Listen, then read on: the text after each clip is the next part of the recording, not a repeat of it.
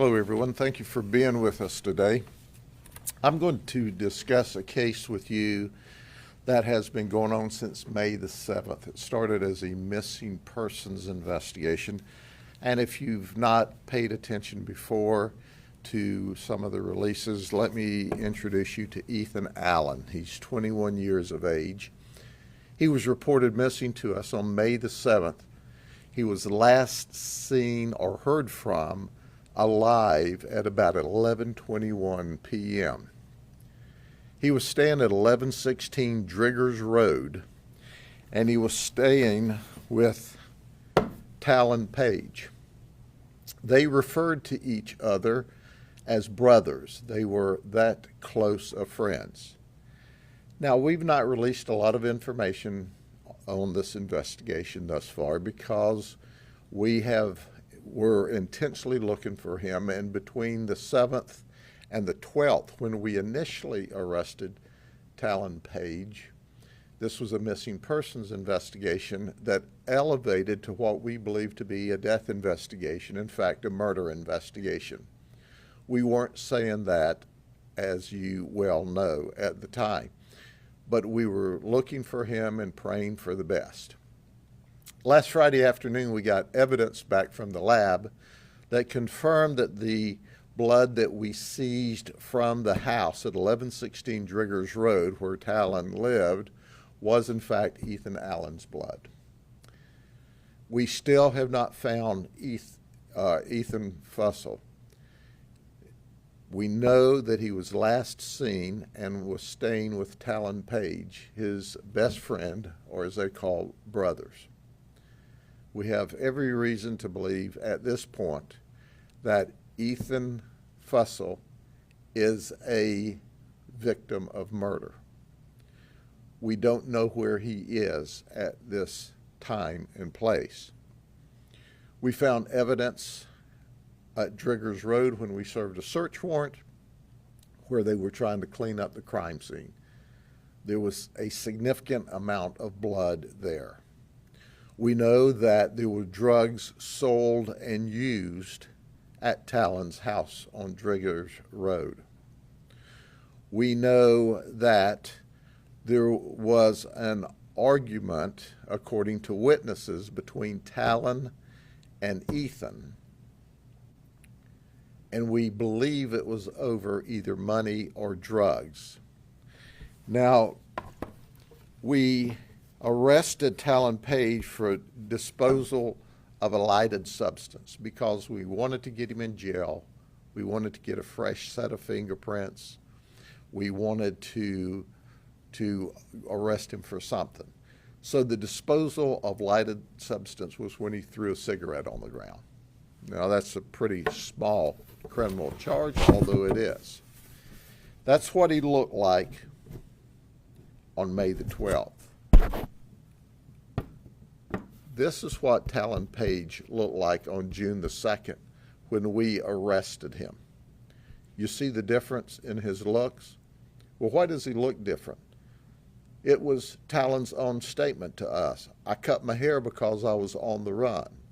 I knew you were looking for me. But who was he with? Well, he was with Adani. We know that Adani sells drugs for Talon. We know Adani is a dope user. We know that they sell dope out of the house on that occasion. We know that Adani is a gang member, at least according to him. We know that, according to the criminal history, that Talon has 11 previous felony arrests and 16 misdemeanor previous felony arrests. Adani was just released from prison on May the 1st, 2023, and he's now only 21 years of age, and he's got 41 previous felony charges and 26 misdemeanor charges. So how did we get onto him? We got onto the two of them because they were hiding and running, and we have been running after them. We have been just a step behind. But they went to Mulberry to an address to stay. Adani knew a guy from Mulberry that he had been in the county jail with, and he said, hey man, we need a place to crash for a couple of days. They're after us. And the guy said, come on and stay with me. Adani was actually seen on the front porch wearing a full stocking mask. So you know you're a little suspicious when at your hangout you're coming outside wearing a full stocking mask. No one said these folks were Rhodes Scholars, okay? They're criminals. And we have reason to believe that Adani took part in the murder, but Talon Page was the primary source to murder his best friend. So we received a call. Our deputies responded immediately, along with canine support, aviation support. We surrounded the house and took them into custody. They've not talked to us at this time. We've charged him with tampering with evidence and accessory after the crime of murder. But I do want to say something else about Ethan. Ethan's not a bad kid. In fact, he's just the opposite. He's a good boy. He was only 21 years of age. He was growing up. He didn't want to go along with mom and dad's rules at home because he's growing up, so he moved out. Unfortunately, he befriended the likes of these folks, okay? Now, that's what ultimately cost him his life, was who he was friends with. But I can tell you, he has zero arrest history. He's never been in any trouble with us at all. He simply was hanging out with the wrong crowd. Now, when your mom and dad tells you, if you hang out with dogs, you get fleas, they know what they're talking about. Because the reality is, this was a solid kid. And he is now deceased. And his body, we don't know where it is. We want to return Ethan to his wonderful family. He comes from a wonderful, beautiful family who have been totally cooperative and worked with us. We have over 1,000 hours of investigative time in this case so far, trying to find Ethan and holding these folks accountable. There's going to be more criminal charges. There's going to be more people that are arrested. But ladies, I know that you thought it was a cool place to go hang out at Talon's. But, you know, here's what Talon really thought of you. This was a sign he had in the house. So I would encourage you to understand that you're wonderful young ladies. You're not what he referred to you on this sign.